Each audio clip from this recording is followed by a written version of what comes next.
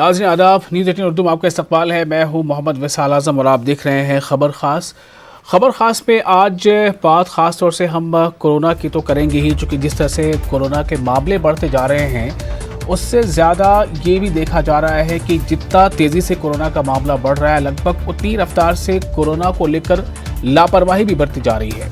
और ये लापरवाही दोनों सतह पर देखी जा रही है।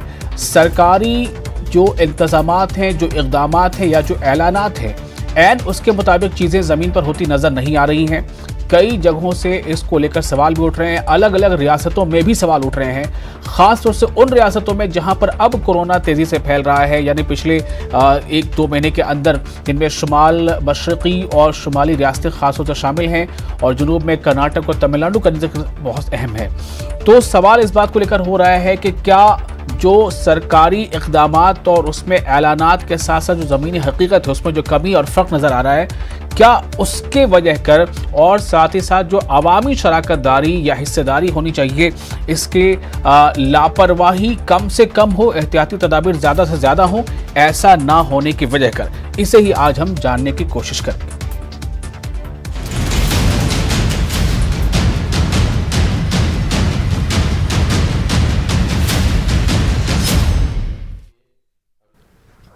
तो नाज़रीन आपको बता दें कि जो आंकड़े हैं वो बहुत ज़्यादा हैरान करने वाले हैं। दुनिया भर में कोरोना के मामले, कई ऐसे ममालिक हैं जहां पर कोरोना के मामले बहुत कम हो गए हैं, थम से गए हैं या कम पड़ गए हैं, कमज़ोर पड़ गए हैं। लेकिन हिंदुस्तान में कोरोना का मामला लगभग हर गुजरते दिन के साथ कुछ ही फ़र्कों के साथ पिछला डेटा घूम फिर कर वापस आ जाता है। या तो मामले बढ़ जाते हैं, अक्सर तो ये देखा जा रहा है कि जो अमवात हैं वो बढ़ जा रही हैं, या फिर 1000 के आसपास, कभी 900 के करीब, कभी 900 के पार, कभी 1000 के पार, कभी 900 से कुछ कम। इस तरह के आंकड़े बार बार ये हमें एहसास दिला रहे हैं कि कोरोना को हर हाल में और हर सूरत में बहुत संजीदगी के साथ लेना है। किसी भी सूरत पे अगर हम इसमें लापरवाही बरतेंगे तो ये बिल्कुल ख़तरनाक हद तक जो है ये नुकसान पहुंचा सकता है। जैसे कि जो शरह है अमवात की वो हमारे सामने है। हम आपको बता दें कि जो ताज़ा आंकड़े हैं, जो मिनिस्ट्री ऑफ होम अफेयर्स और फैमिली वेलफेयर डिपार्टमेंट की तरफ से जो डेटा 24 घंटे में एक बार मुल्क की सतह पर जो अपडेट होता है, उसके मुताबिक ये जो आंकड़ा है वो 27 लाख को क्रॉस कर गया है। कुल जो मामले हैं हिंदुस्तान में कोरोना के, और जो अब तक अमवात हैं वो भी तकरीबन 52,000 हो चुकी हैं। और इनमें 876 तो सिर्फ 24 घंटे के अंदर का ये मामला है अमवात का। तो इससे ये अंदाज़ा होता है कि कोरोना किसी भी सूरत में ये कमज़ोर नहीं पड़ रहा है, बल्कि इसका दायरा फैलता जा रहा है और सीधे तौर पर इसका जो शिकार है वो हम इंसान हो रहे हैं। जो हालिया आंकड़े हैं उसके मुताबिक जो बहुत तेज़ी से फैलती रियासतें हैं जहाँ पर ये बहुत तेज़ी से फैल रही हैं, उनमें असम का जिक्र है। असम में पिछले 24 घंटों में 1265 नए एक्टिव केसेस वहाँ पर जुड़े हैं, और उसके अलावा जो कई केसेस ऐसे जो डिस्चार्ज हो गए हैं। लेकिन जो मौत की शरह है वो भी हमें बहुत ज़्यादा चौकन्ना रहने को मजबूर करती है, और साथ ही ये हमें एहसास दिलाती है कि किसी भी सूरत में हम इसे हल्के में ना लें। 228 अमवात 24 घंटों में, पिछले 24 घंटों में हुई है सिर्फ महाराष्ट्र में अकेले। महाराष्ट्र एक ऐसी रियासत बन गई है जहां अब तक 20,265 अमवात हो चुकी हैं, यानी 20,265 लोगों की जान कोरोना के वजह कर जा चुकी है महाराष्ट्र में। उसके साथ साथ दूसरी रियासतें जैसे दिल्ली है, दिल्ली में अब तक 4,214 लोगों की जानें कोरोना से चली गई हैं, और 4,062 कर्नाटक में जो अमवात हैं वो हो चुकी हैं। बिहार में ये तेज़ी से फैल रहा है। बिहार में भी अब केसेस 1,06,000 से भी ज़्यादा हो गए हैं, और जैसी कि शुरू में उम्मीद की जा रही थी कि केसेस पे काबू पाया जा सकता है, लेकिन ऐसा लग नहीं रहा है। लग रहा है कि हालात जो है वो बेकाबू हो रही है। जो तस्वीर आप देख रहे हैं सामने, ये बाकायदा तेजस्वी यादव ने तस्वीर ट्वीट की थी, जिसमें तेजस्वी यादव ने नीतीश कुमार को निशाना बनाया था, ये कहते हुए कि ये देखिए ये मार्का जो है वो है नीतीश कुमार के इस मॉडल का, जिसमें दिखाया गया था कि एक एएनएम जो है वो बिना पीपीई किट पहने हुए और बिना कोई ख़ास हिफाजती इक़दामात के वो सैंपल कलेक्शन करती नजर आई थी। हालांकि वो सिर्फ जमुई का ही वाक़या नहीं था, बल्कि हर जगह पे ऐसी तस्वीरें देखी जाने लगी तो ये बिहार में खास तौर से चूंकि वहां पर आबादी का तनासुब जो है वो बहुत ज़्यादा है उत्तर प्रदेश के बाद, इसलिए उस पर बहुत ज़्यादा ध्यान जाती है। तो तस्वीर वही है जिसकी मैं बात कर रहा था। तो इस खास मौजू पर गुफ्तगू के लिए हमारे साथ पटना से जुड़ रहे हैं अजमी बारी जो तर्जुमान है कांग्रेस के, और गुलाम रसूल बलियावी साहब जुड़ रहे हैं जो जेडीयू के एमएलसी हैं, और हमारे साथ गुफ्तगू में शामिल होंगे मौलाना यूसुफ कन्नी साहब भी बेंगलुरु से कुछ देर में शामिल, और साथ ही हमारे नुमाइंदे महफूज आलम जो है वो हमारे साथ पटना से जुड़ रहे हैं। तो हम सबसे बारी बारी से बात करेंगे और ये जानेंगे कि आखिर अब ये जो कोरोना की हवा है, वबा तो है ही, अब ये तेज़ हवा की शक्ल इख्तियार कर गई है, जिधर जा रही है उधर लोगों को बहुत ज़्यादा मुतासिर कर रही है। तो ये बिहार में भी बहुत ज़्यादा ये इसने अपनी न सिर्फ दस्तक दे दी है, बल्कि अब ये बिल्कुल इसका दायरा लगातार बढ़ता जा रहा है। महफूज, सबसे पहले मैं आपके पास आऊंगा, कितना तेज कोरोना का ये दायरा अब फैलता हुआ नजर आ रहा है बिहार में खास तौर से, और लापरवाही की हदें दिख रही हैं। बहुत सारी तस्वीरें इस वक्त हम स्क्रीन पर दिखा रहे हैं, जो अपोजिशन लीडर तेजस्वी यादव ने भी ट्वीट किया था, वो भी तस्वीर हमने दिखाया है। और बात हम कुल्ली तौर पर कर रहे हैं पूरे मुल्क की सूरत हाल की, लेकिन मुल्क में वो रियासतें जहां पर ये केसेस अब लगातार बढ़ती जा रही हैं, उनमें से एक बिहार भी है। महफूज, देखिए विशाल, सबसे बड़ा सवाल है कि आप देखेंगे कि 15 मई को करीब 1500 के आसपास केस था, और आज देखिए कि 1,06,000 से ज्यादा कोरोना मरीजों की तादाद हो गई है। तो आप देखिए कि किस तरह से कोरोना मरीजों की तादाद में इजाफा हो रहा है। अब सवाल है कि इसको काबू में करने के सिलसिले में हुकूमत की जानिब से ये बार बार कहा गया कि एहतियाती तदाबीर बरता जा रहा है, महकमे सेहत की जानिब से कोशिश की जा रही है। हुकूमत ने और खुद वजीर आला ने इसकी मॉनिटरिंग की और कई मीटिंग्स इस सिलसिले में मुनक्किद की। बावजूद इसके कोरोना वबा के जो शिकार लोग हैं उसकी तादाद में कमी नहीं आई।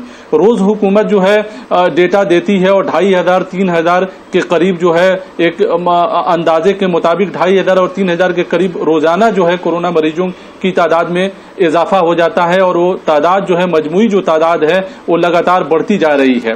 बड़ा सवाल है कि हुकूमत लॉकडाउन कर देती है, लॉकडाउन लगाती है इसलिए कि हुकूमत के पास जो है इसके अलावा ऐसा लगता है कि कोई चारा नहीं है। हुकूमत लॉकडाउन लगाकर ये बताने की कोशिश करती है कि वो संजीदा है और लोगों के लिए काम कर रही है, और इस सिलसिले में जो है इसको कोशिश कर रही है कि इस वबा को किसी न किसी तरह रोक दें। लेकिन यहाँ अवामी सतह पर भी ये बहुत जरूरी है कि लोग जो है लॉकडाउन का फॉलो करें, और जो एहतियाती तदाबीर महकमे सेहत की जानिब से बताई जा रही है या हुकूमत की जानिब से बताई जा रही है, कम से कम लोगों की जानिब से उसको फॉलो करना बहुत जरूरी है। आप अगर बिहार की मिसाल लें, पटना में देखें और बिहार के मुख्तलिफ जिलों में देखें, तो ऐसा कहीं नहीं लग रहा है कि लॉकडाउन है।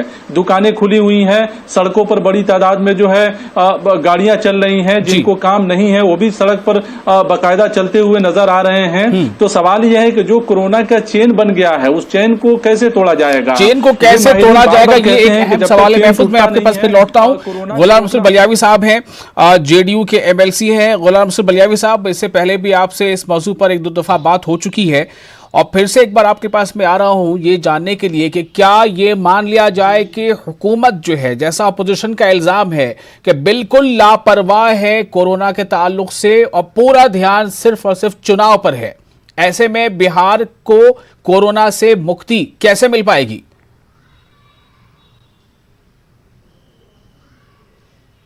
ऐसा अपोजिशन के पास सिवाय तनकीद के तो कुछ बचा नहीं।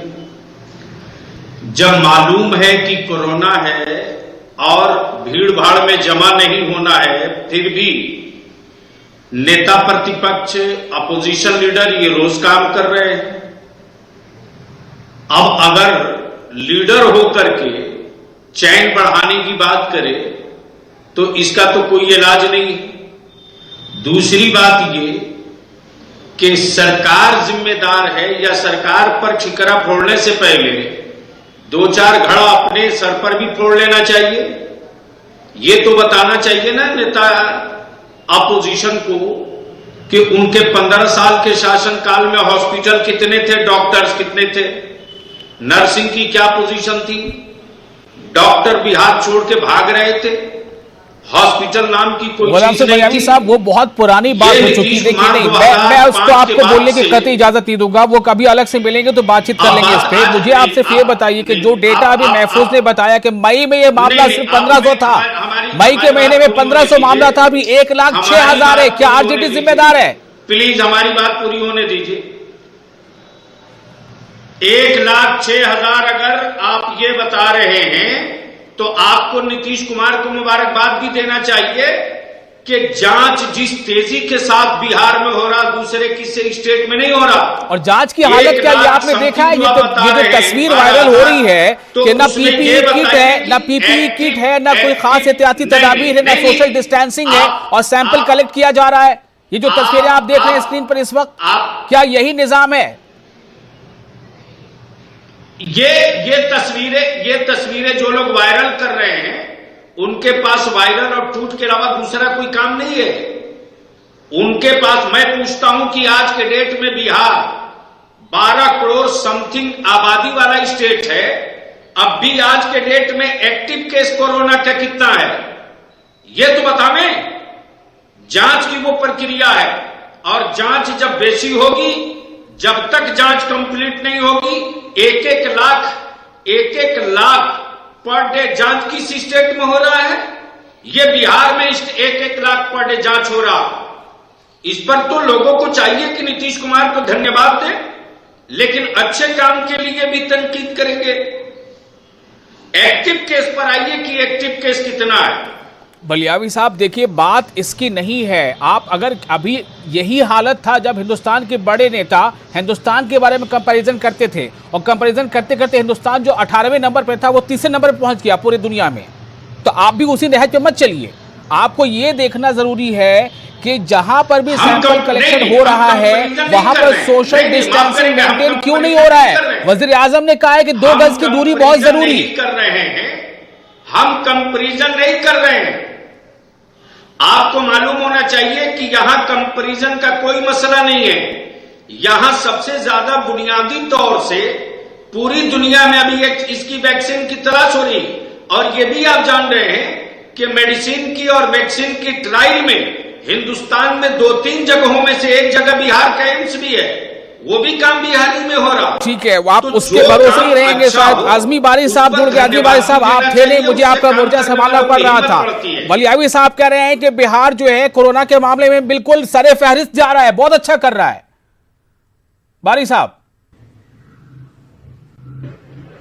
अगर इतने लोगों के मरने के बाद भी बलियावी साहब को ये लग रहा कि सरेफरिश जा रहा, तो ये उनको मुबारकबाद, उन्हीं को मुस्तहक है, मुबारकबाद के मुस्तहक है। सबसे पहले मैं एक विशाल साहब एक बात ये बताना चाहता हूँ कि ये जो कोरोना है आखिर है क्या? कोरोना के मामले में ये जो महामारी है, ये कोरोना हिंदुस्तान इस मामले में लकी था कि पूरी दुनिया में जब कोरोना फैल गया था तब हिंदुस्तान में शुरू हुआ था, और पूरे दुनिया के तजुर्बे को हम लोग हासिल कर करके उसके बाद उससे हम लोग फायदा उठाते हैं हिंदुस्तान में। लेकिन अफसोस कि एक आदमी की नाअहली की वजह से, गलत फैसले की वजह से आज हिंदुस्तान का ये हशर हो रहा है। अगर वो आदमी 26 फरवरी के राहुल गांधी के बयान को सीरियस लिए होते और कहते कि उनके इस बयान को कि कोरोना आने वाले दिनों में खतरनाक रुख अख्तियार कर दिया जाता है, अगर सरकार, भारत सरकार सब सीरियस लिए होती तो आज ये दिन देखने को नहीं मिलता। लेकिन उनकी बात को हवा में उड़ा दिया गया, और जिस वक्त कोरोना हिंदुस्तान में आ रहा था उस वक्त ये मध्य प्रदेश में सरकार गिराने और गुजरात में ट्रंप को स्वागत करने में लगे हुए थे। और उसके बाद जब आज उस वक्त लॉकडाउन कर दिया गया जिस वक्त लॉकडाउन करने की कोई जरूरत हिंदुस्तान में नहीं थी, लेकिन उस वक्त लॉकडाउन करके पूरे हिंदुस्तान को रोड पर ला दिया गया, और मजदूरों को परेशान कर करके बंगलौर से पैदल पटना तक लोग आ गए। और उसके बाद आज ये हालत हो गई कि जब ये कोरोना गांव-गांव फैल गया तो ये लॉकडाउन हटाने का काम कर दिए हैं। और जहां तक ये बात करते हैं बलियावी साहब, मैं इनसे पूछना चाहता हूं कि क्या ये 15 साल से सत्ता में है, इनको इस बात का एहसास नहीं है कि आखिर ये जो पाइपलाइन। जी नहीं, लेकिन बलियावी साहब का कहना यह है कि जो अपोजिशन का 15 साल था यानी आरजेडी का, वो इस बीच के 15 साल या 10 साल को याद नहीं है उन्हें। बार बार ये कह रहा है कि नीतीश कुमार की तारीफ, अगर इतने लोगों को मनाने के बाद तारीफ करना चाहते हैं तो हमसे इनसे कुछ नहीं कहना है। आज भी 28 बगैर आईपीओ के हैं, बिहार का 28 जो है बगैर आईपीओ के हैं। जी। 5% कहीं नहीं है। बिल्कुल, मैं आजमी बारी साहब और गुलाम नसरुल बलियावी साहब आपके पास फिर से वापस आ रहा हूं, लेकिन पहले जरा रुख करते हैं बेंगलुरु का। वहां से मौजूद है हमारे साथ मौलाना यूसुफ कन्नी। मौलाना साहब, आपसे मेरा सवाल सिर्फ ये है कि हम इस तेजी से अब फैलते कोरोना के बारे में बात कर रहे हैं कि कोरोना बहुत तेजी से अब फैल रहा है, उनमें से एक रियासत कर्नाटक भी है। क्या आप ये महसूस कर रहे हैं कि कहीं ना कहीं इसको लेकर अब लापरवाही ज्यादा बरती जा रही, लापरवाही का मुजाहरा ज्यादा हो रहा है?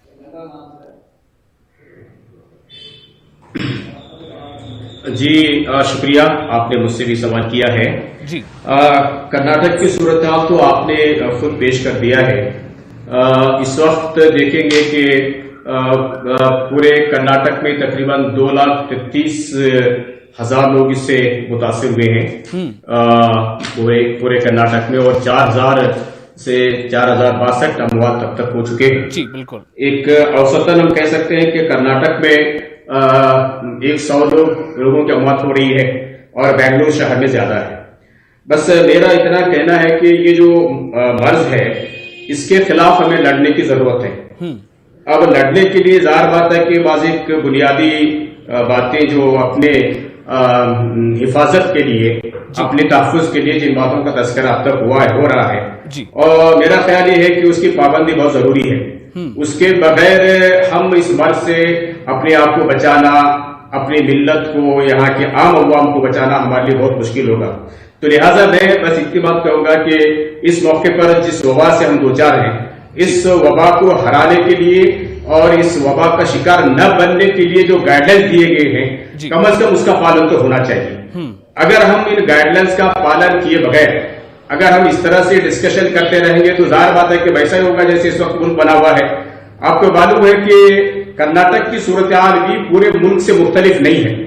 यहाँ की हुकूमत भी ऐलानात तो बहुत ज्यादा होते हैं, किया जाता है, लेकिन उसके बावजूद भी हम ये देख रहे हैं कर्नाटक के अंदर ये जो मर्ज है ये बढ़ता जा रहा है। पहला जो केस कर्नाटक में हुआ था वो तकरीबन 20 मार्च को हुआ था यहाँ पे, लेकिन अब तक हम देखते हैं कि अप्रैल, मई, जून, जुलाई और अब तक तकरीबन 2 लाख से ज्यादा इस मुतासिर हुए हैं। एक अहम बात मैं आपके इल्म में लाना चाहता हूं कि लोग अगर हसास हैं इस मर्ज के सिलसिले में और इस मर्ज से अपने आप को बचाए रखना चाहते हैं और इस मर्ज से दूसरे अपने खानदान के लोगों को अगर बचाना वो चाहते हैं, जिस तरह से कर्नाटक के अंदर खास करके मैं तस्करा करूंगा आपके सामने कि पूरे कर्नाटक के अंदर जिस तरह से लोग मिलजुल करके यहाँ काम कर रहे हैं, मैं आपको बताऊंगा कि एक तरफ तो हुकूमत ऐलान तो कर रही है, लेकिन कर्नाटक मुल्क के दीगर इलाकों से बिल्कुल अलग नहीं है। जिस तरह का हमारे भाई ने बिहार का तस्करा किया और मुकामात का तस्करा हो रहा है, उसी तरह से हर जगह ये मर्ज बढ़ रहा है। एक तरफ तो हुकूमत काम कर रही है, हुकूमत याद दिला रही है कि ऐसा होना चाहिए, लेकिन ये बात सही है कि हुकूमत ने अपने ऐलान के साथ साथ जिस तरह से ताउन देना चाहिए वो ताउन हम भी कर्नाटक में महसूस नहीं करते। लेकिन दूसरी बात मैं आपको याद दिलाना चाहता हूं ये है कि अवाम के अंदर एक बेदारी की जमीन पर उतरने में, यानी जो ऐलानात जो जमीन पर उतरते हैं, जब लगता है कि हाँ जो हुकूमत ने इकदाम किए हैं वो दिखाई भी दे रहे हैं, उसमें आप वाज़ेह फर्क कर्नाटक में भी महसूस कर रहे हैं। मैं थोड़ी देर आपको रोकूंगा, फिर से आपके पास आऊंगा। गुलाम नसरुल बलियावी साहब, सवाल सिर्फ इतना है कि हम सिर्फ ये देखेंगे कि फला के यहाँ अभी मौतें कम हुई हैं, हमारे यहाँ मौत मतलब हमारे यहाँ कम हुई है, फला के यहाँ ज्यादा हुई, क्या इससे हम खुश हो जाएंगे? क्या हम ये नहीं देखेंगे कि हमारे यहाँ 1 महीने पहले कितनी मौत थी और आज कितनी बढ़ गई है? क्या हम ये नहीं देखेंगे कि हमारे यहाँ 1 महीने पहले कितने केसेस थे और अब कितने केसेस ज्यादा बढ़ गए? क्या ये नहीं देखेंगे गुलाम नसरुल बलियावी साहब?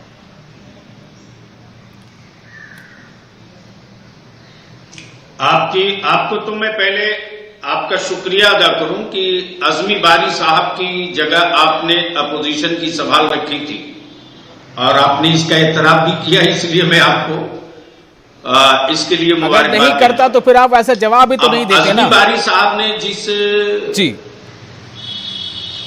नहीं, मैं तो एनी टाइम बलियावी 24 घंटा हर पल जवाब देने के लिए तैयार रहता है और बहुत कायदे से देता है। लेकिन देखिए ये तस्वीरें अभी भी स्क्रीन पर हैं और ये किसी एक जगह सिर्फ जमुई की तस्वीर नहीं है, बल्कि हर जगह पे, ज्यादातर जगहों पे सैंपल कलेक्शन में आपके यहाँ एएनएम जो है बिना पीपीई किट के सैंपल कलेक्ट कर रही है, बिना सोशल डिस्टेंसिंग का ख्याल रखते हुए। इस पे कुछ बोलिए आप। मैं इस पर तबीयत से बोल रहा हूं, आप उनको मौका देंगे तब न जनाब। बोलिए। बोले पीपीई किट का कि शुरुआती दौर में जब क्राइसिस थी उस वक्त की बात आप, और उस वक्त की वीडियो लेकर आप पढ़े। दूसरी बात ये, बिल्कुल उस वक्त की नहीं है, इस बात को मैं आपको रोकूंगा। कल की तस्वीरें हैं और आज की तस्वीरें जो स्क्रीन पर दिखाई जा रही हैं, कल और आज की तस्वीरें, वीडियो भी है। तेजस्वी यादव ने क्या ट्वीट किया तो छोड़ दीजिए, उसके अलावा दर्जनों तस्वीरें हमारे पास अभी मौजूद है, स्क्रीन पर हम दिखा रहे हैं। मैं आपसे ये पूछना चाह रहा हूं कि वो कौन सी जांच करने गई थी? जांच की भी 2-3 किस्में आई हैं, इसको भी तो जान लीजिए। और रह गई बात ये कि जांच ही की ये देन है और ये जांच बड़े पैमाने पर ही हो रहा है जी। हमारे यहां तो सदन में एक दिन के लिए जो हाउस आया था, विधानमंडल हुआ था, उसमें भी मुख्यमंत्री ने कहा कि नीचे में भी जांच का व्यवस्था है, सभी सदस्य करा लें। उसमें कांग्रेस के भी लोग थे, क्या नहीं करे, सभी दल के लोगों के लिए। इसमें तो आदमी को खुद से अपने बाल बच्चे, अपने मोहल्ले, अपने खानदान और अपने पास पड़ोस के तहफ्फुज के लिए हमको खुद आगे बढ़कर जांच करा लेना चाहिए। उसमें क्या दिक्कत है?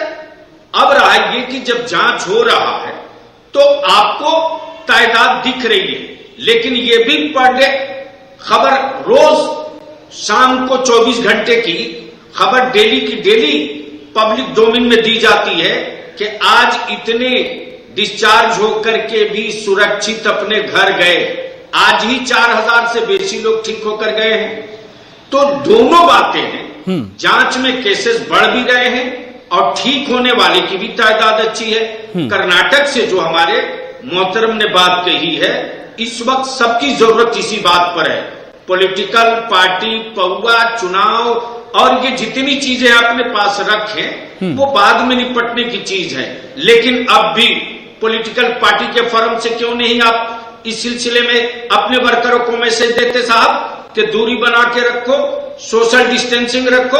आप तो रोज रैली कर रहे हैं, आप तो रोज विजिट कर रहे हैं, आप तो रोज पार्टी ज्वाइनिंग का काम करा रहे हैं, तो वो आपको नहीं सूझ रहा है।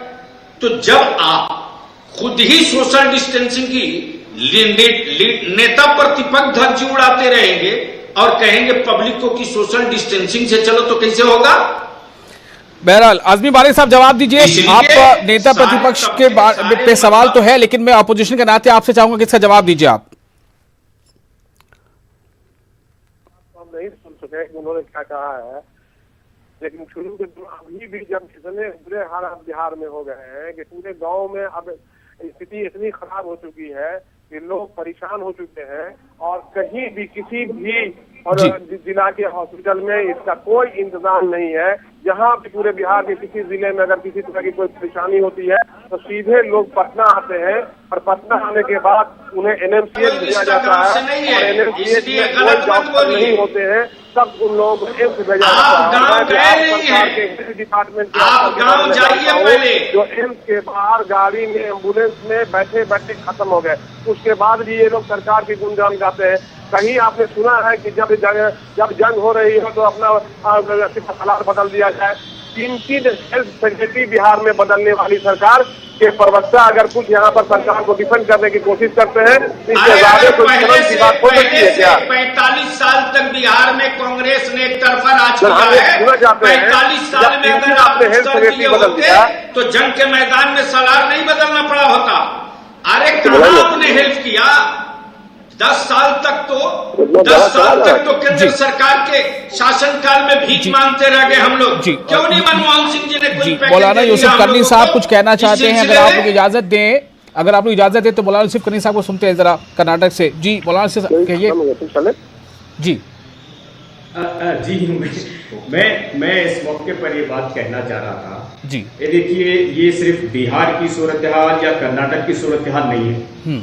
अगर आप देखेंगे जिस तरह से कि पूरे मुल्क के अंदर सबसे ज्यादा महाराष्ट्र, तमिलनाडु और उसके बाद आंध्रा, फिर उसके बाद नंबर 4 पे कर्नाटक आता है। जरा ये सोचिए कि पूरे मुल्क की तकरीबन यही कैफियत है कि इसकी वजह क्या है, तो हम ये समझते हैं कि जहां जिस हद तक भी हमें देखें कि ये हुकूमत की जिम्मेदारी थी और उनकी ये जिम्मेदारी है कि इस मुल्क में रहने वाले अपने मुल्क के शहरियों के लिए तहफ़्फ़ुज़ का फराहम करना, सेहत का देना और बुनियादी सहूलतों को फराहम करने की जिम्मेदारी मुकम्मल तौर पर हुकूमत की है।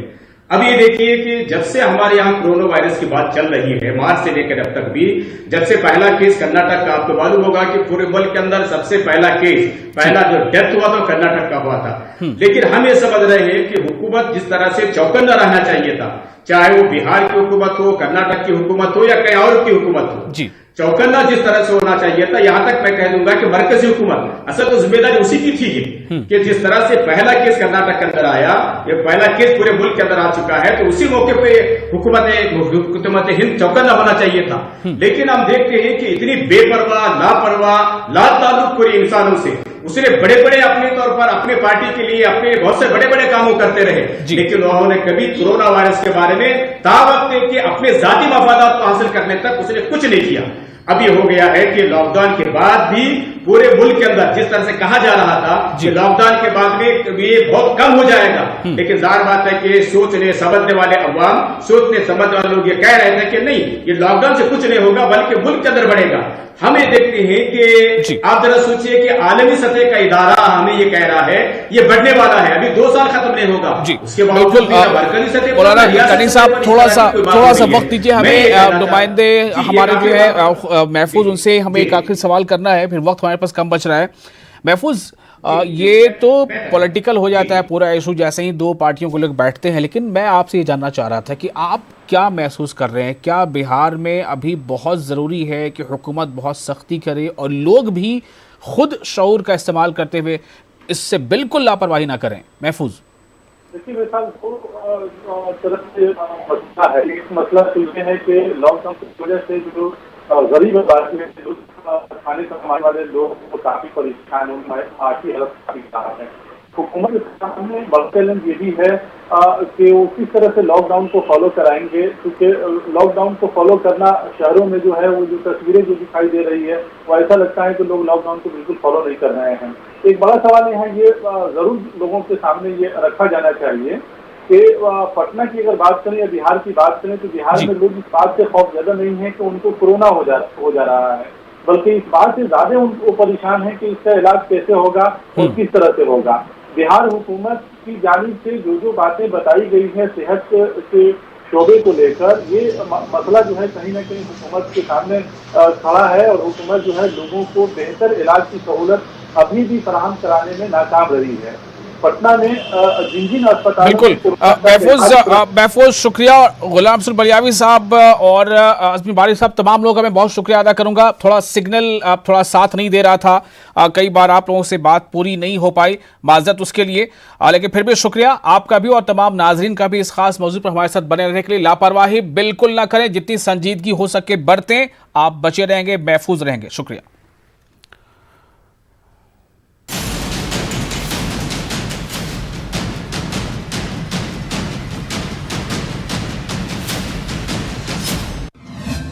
मजहबी त्योहारों पर पड़ा कोरोना वबा का असर।